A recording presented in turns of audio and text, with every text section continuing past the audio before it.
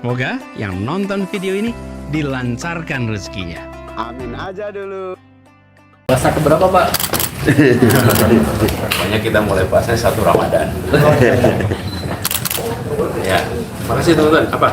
Ya, Pak Agus mungkin bisa diceritakan sedikit ke teman-teman, kan tadi kita sudah sempat masuk ke dalam itu, kira-kira apa saja yang tadi Begini, media internasional memantau pemilu, mereka lebih mendalami beberapa hal yang saya rasa mereka itu bisa dapatkan dari banyak tempat sudah.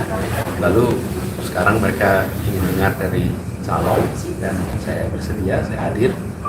Jadi mereka menanyakan perspektif, menanyakan terkait dengan apa-apa saja yang dialami pada masa kampanye, pada masa sesudah Pilpres sebentar itu. Pak Anies, ini kan kawal pemilu sudah menyatakan bahwa paslon nomor 02 menang dan tidak ada kecurangan pemilu. Tanggapan dari Pak Anies gimana? Ini kan ngobrolin pemilu juga tadi sudah. Yang bisa menyampaikan itulah KPU. Kita akan tunggu sampai KPU menyampaikan hasilnya. Kemudian dari situ nanti kita akan respon dan kita hormati badan-badan yang menyelenggarakan pemantauan, mereka mengerjakan pekerjaannya yang dihasilkan lewat pemilu itu sesuai dengan tujuannya, mengetahui aspirasi rakyat yang sesungguhnya, bukan aspirasi rakyat yang hasil tekanan atau hasil tawaran dari mana. Pak Anies tadi di dalam sempat berbicara soal bagaimana dalam demokrasi yang baik partai yang menang dalam pemilu harus menjalankan pemerintahan dan berada di dalam pemerintahan, sementara partai-partai yang kalah dalam pemilu Semua yang di dalam itu off the record ya. iya Tidak ada bisa kutip. iya. Cuma ini kan sebelumnya banyak juga masyarakat yang bertanya gitu, Pak. Ada kekecewaan misalkan dari tahun 2019 Pak Prabowo kalah tapi nyatanya kembali masuk dalam pemerintahan dan Bapak sekarang ini membawa perubahan dan istilahnya belum ada kepastian apakah Bapak akan tetap menjadi oposisi dan seperti apa, itu bagaimana sih Pak kepastian? Kalau ternyata hasilnya berubah gimana? Kalau ternyata ada putaran kedua gimana? Kalau ternyata hasil berbeda gimana? Jadi kita tunggu sampai tanggal 20, baru kemudian nanti kita akan sampaikan. Tapi saya berpesan tadi benar bahwa di dalam proses pemilu itu akan ada selalu yang menang berada di pemerintahan, yang tidak berada di luar pemerintahan. Saya pegang prinsip itu aja. Prinsipnya yang dipegang. Bila menang berada di dalam pemerintahan, bila tidak menang maka berada di luar pemerintahan, dan dua-duanya sama-sama penting. Saya pernah katakan bukan di debat pertama, saya bilang bahwa jangan sampai kita tidak tahan berada di posisi oposisi. Pak Anies, soal wakil ketua umum Nasdem, Mas Andi yang meminta para partai-partai untuk mundur dari kabinet bagi mereka yang mengajukan hak angket, itu bagaimana pendapat? Saya komentarnya Pilpres saja, itu biar saya partai. Pak Anies, ini menyinggung soal RUU DKJ yang sedang dibahas. Ada pasal yang menyatakan bahwa nantinya wilayah aglomerasi ini akan dibentuk sebuah dewan, Pak, di mana wilayah aglomerasi ini yang sekarang Jabodetabek itu nanti akan dipimpin oleh wakil presiden. Tanggapan Pak Anies bagaimana? Apakah dengan dipimpin dengan wakil presiden maka pembangunan di Jabodetabek ini akan lebih maju? Dan ini sedang bergulir pembahasan soal pasal ini. Ya.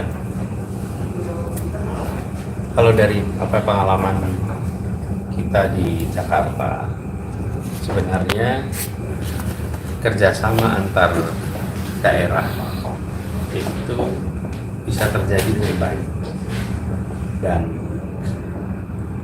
memang ada perlu kelonggaran untuk Jakarta bisa melakukan kegiatan pembangunan di luar Jakarta. Sebagai contoh, ketika kita menerima air dari kawasan selatan, hujannya di kawasan selatan, airnya masuk ke Jakarta. Di situ maka perlu dibangun waduk-waduk di luar Jakarta agar air itu bisa dikendalikan volume masuknya ke dalam Jakarta. Sebagai gambaran ya, kapasitas sungai kita di Jakarta itu 2.300 meter kubik per detik, itu kapasitas daya tampung. Nah, kalau hujan deras, maka kapasitas itu bisa terlewati. Kalau terlewati terjadi banjir. Nah, untuk bisa mengendalikan supaya air yang masuk itu 2.300, tidak lebih dari 2.300 meter kubik per detik, maka harus dibangun waduk-waduk. Nah, ketika Jakarta membangun waduk, ini kan di luar wilayah, uangnya ada, kemauannya ada, tetapi kegiatan pembangunannya tidak bisa dikerjakan oleh Jakarta. Jakarta harus memberikan hibah kepada daerah lain. Hibah itu dikerjakan, tapi proses pengerjaannya di luar kendali Jakarta. Jadi sebenarnya menurut saya pada fase ini jauh lebih mudah untuk memberikan ruang bagi pemerintah Jakarta untuk melakukan kegiatan di luar wilayah Jakarta. Sebagai contoh, Jakarta ini kalau pagi penduduknya bertambah dari mana? Dari luar kota. Tapi kalau Jakarta mau membangun terminal untuk Transjakarta di luar wilayah Jakarta, maka yang harus mengerjakan PT. Itu sebabnya kita pakainya PT Transjakarta, supaya bisa membuat kegiatan-kegiatan di luar. Nah, sebenarnya diperlukan saat ini itu pada aspek itu, sehingga tidak menimbulkan kerumitan baru. Kadang-kadang kita membuat lembaga baru, ya, tapi lembaga baru itu belum tentu menyelesaikan masalah yang sesungguhnya ada. Jadi kalau saya usul, sebaiknya prosesnya lebih bottom up. Kumpulkan yang selama ini mengelola Jakarta dan sekitarnya, tanyakan apa yang menjadi kebutuhannya, dari situ undang-undang ini dibuat menyesuaikan. Jadi bukan kata Anies juga, tapi dilihat apa yang sesungguhnya dibutuhkan, situ selesaikan. Ya. Oke, cukup ya. Soal wakil rektor UGM yang sebut demokrasi Indonesia sekarang lagi mengalami kemunduran, apakah Pak Anies juga sepakat dengan itu? Beginilah, kalau demokrasi itu definisinya ada banyak sekali. Ada lebih dari 560 definisi demokrasi. Tapi kalau kita ambil paling sederhana, demokrasi ada 3 komponen. Satu adalah pemilihan yang adil dan jujur, bebas.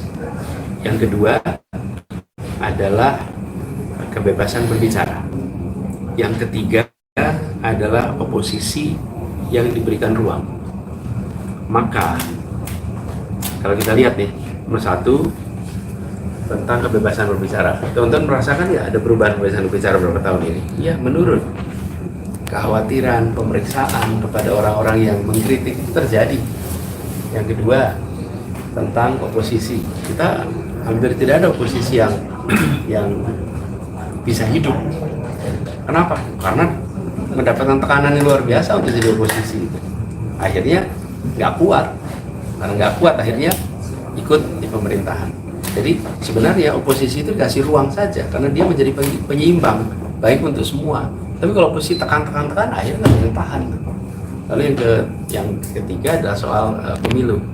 Nah, pemilu yang bebas dan adil, kemarin sudah berlangsung pemilunya, tapi bebas dan adilnya masih menjadi pertanyaannya. Dan itu mungkin yang dikatakan oleh teman-teman di sana. Jadi saya melihat pada 3 kriteria itu, demokrasi kita harus banyak koreksinya untuk bisa menjadi demokrasi yang baik. Nah, Pak Anies, mungkin ini PJ Gubernur Aceh diputuskan untuk dicopot. Mungkin saja ini berkaitan, atau mungkin bagaimana Pak Anies melihatnya? Apakah ini berkaitan dengan daerah Aceh yang di mana daerah tersebut adalah Pak Anies dan Gus Muhaimin menang telak di sana, sementara salah satu pasangan tertentu jauh suaranya di sana? Apakah hanya satu PJ aja yang diganti? Sejauh ini baru PJ Gubernur Hanya satu itu aja. Yang lain tidak. belum. Ya biar publik yang menilai aja. Oke, cukup ya. Terima kasih Pak Anies.